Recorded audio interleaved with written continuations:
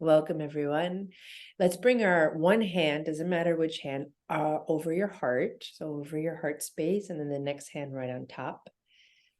And start to just press into your chest and then feel your heartbeat.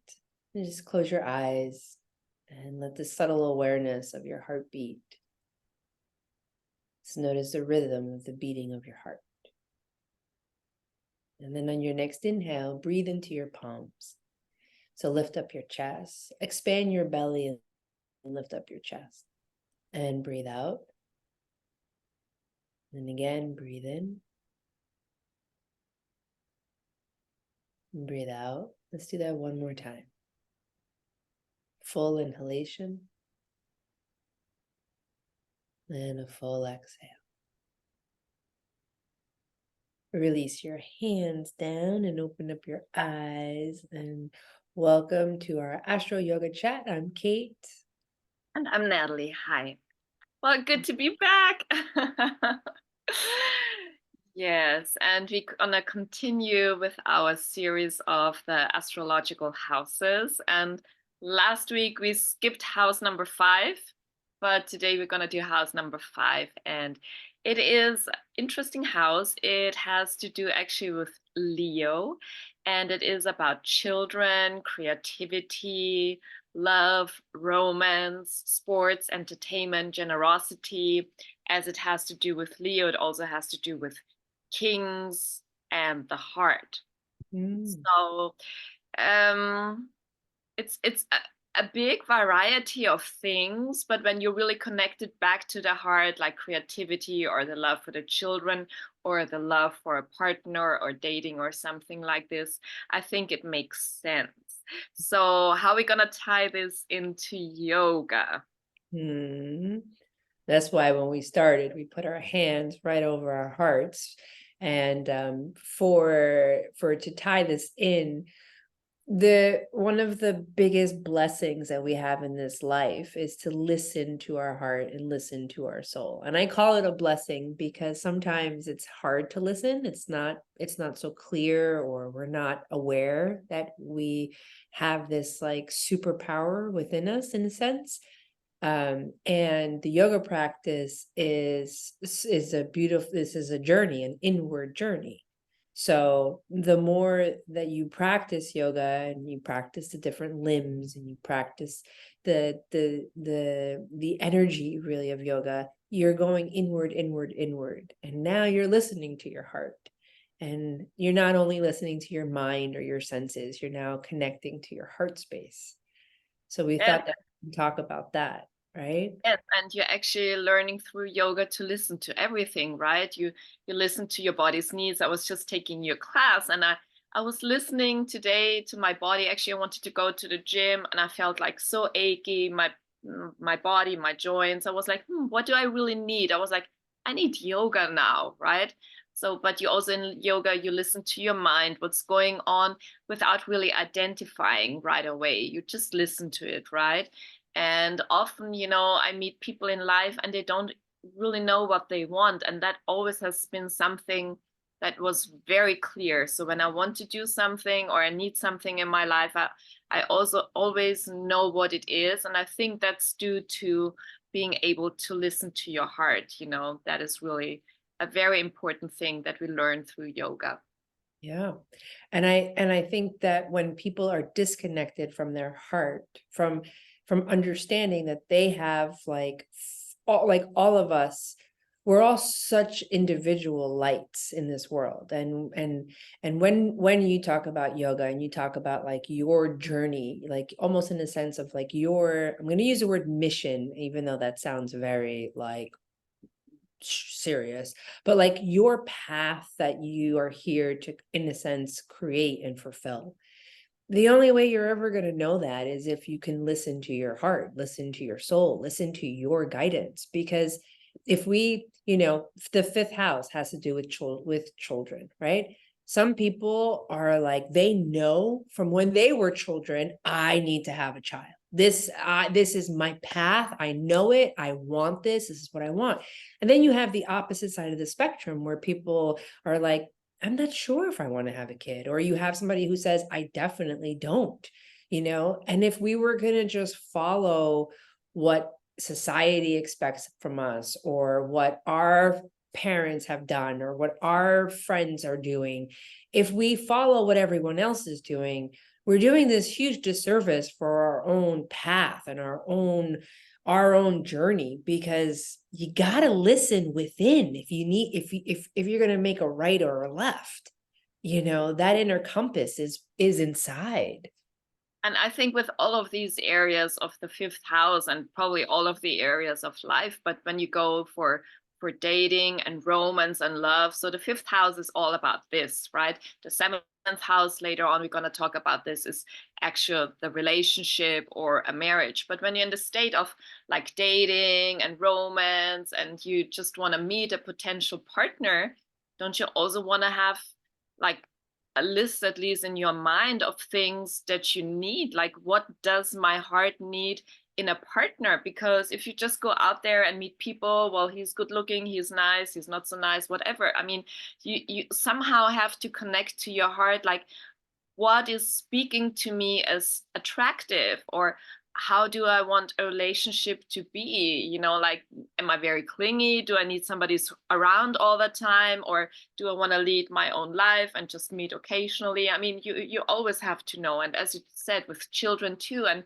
also with the topic of creativity of the fifth house, I mean, I'm a person, I cannot live without creativity. I'm always dancing or writing, and when I'm about to write a book or a screenplay, it's an intense calling for me. It's like I'm almost about to explode. It's building up. There's so much energy. And when I have this drive, I'm like, okay, now I have the energy to sit down for a month and just type. Then it has to come out. And then this energy is gone for a while. It's not always there until it's refilling itself, but it's also listening to this inner calling of my heart when it's time to be creative, or when I have something to say that I could share with people. Yeah, because it comes from within. And that's the beauty of our yoga practice, that's always pulling us back to within.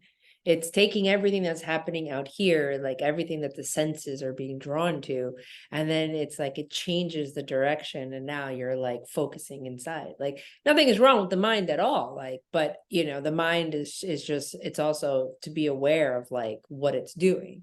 And the heart and the soul are these beautiful lights, and they're guiding points. And it's like what you said about your creativity process, right? It's like something inside of you just bubbles up, and you're just ready, but you're listening. You're not like fighting it, or turning down the fire. You're not saying, oh, okay, I'll get to that later, I'm not going to do this right now, let me distract myself. You're like, no, this is a calling, and I'm going to follow through.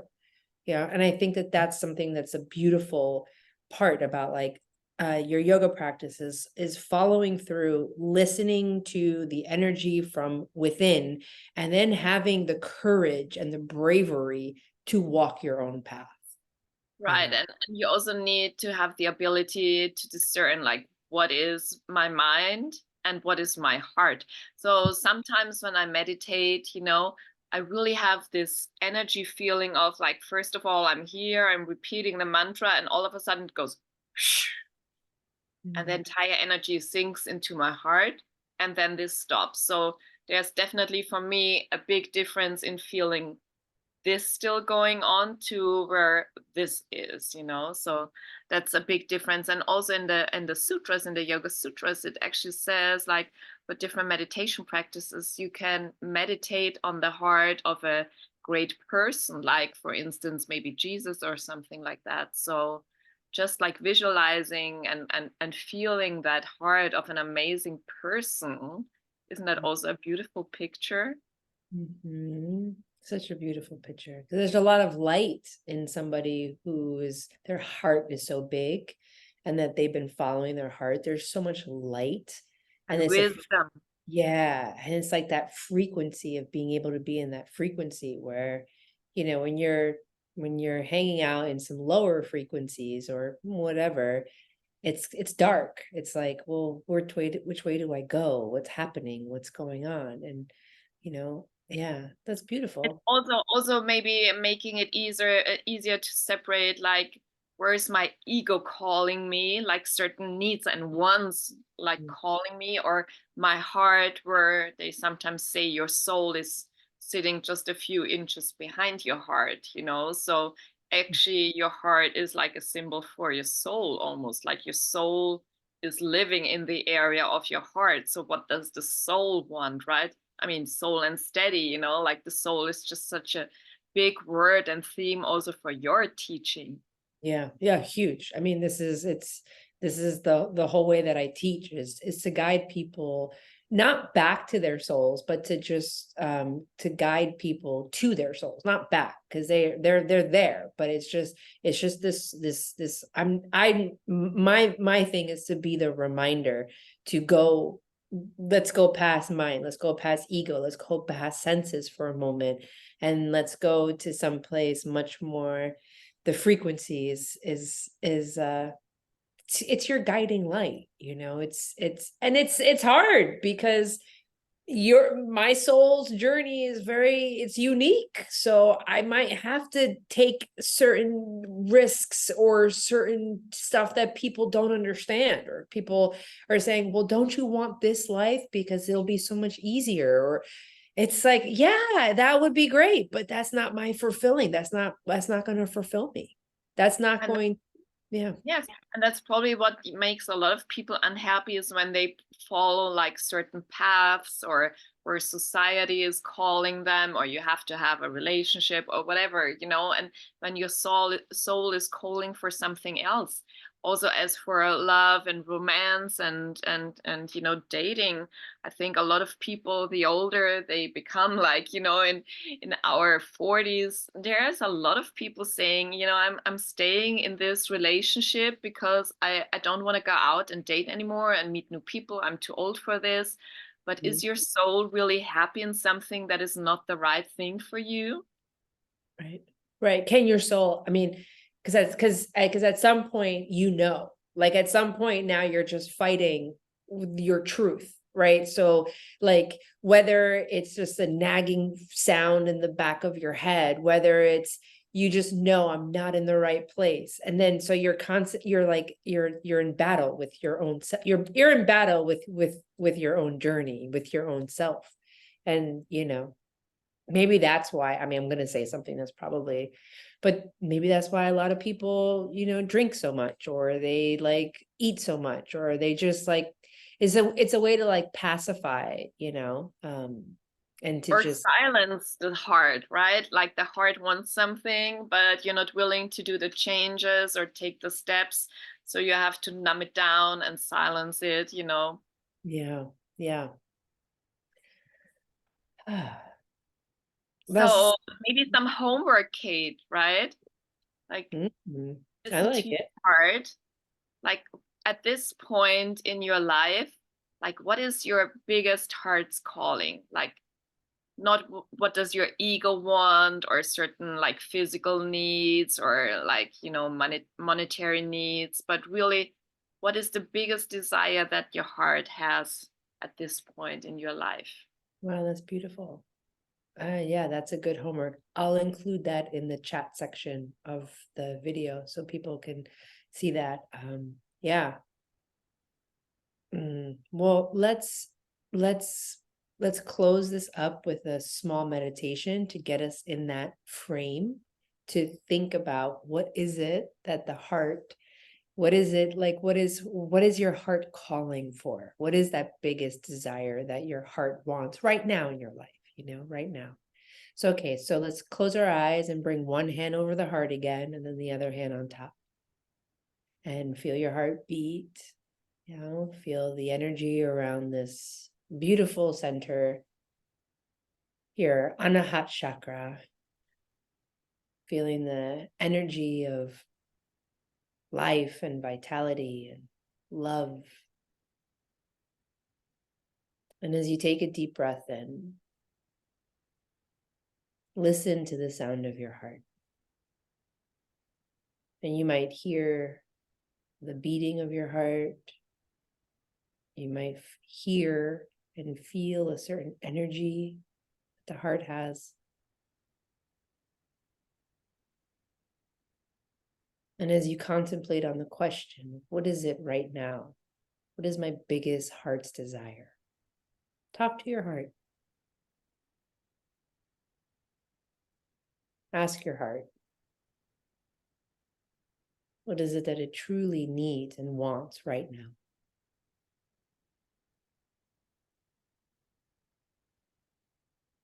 And I'm going to invite you to just stay here, continue to breathe. Maybe you can be here for like another couple minutes. We're going to log off, but keep asking the question. And know that sometimes the answers come without using words. It's an energy, it's a feeling inside. So stay here for as long as you need to. Talk to your heart. Thank you, everyone.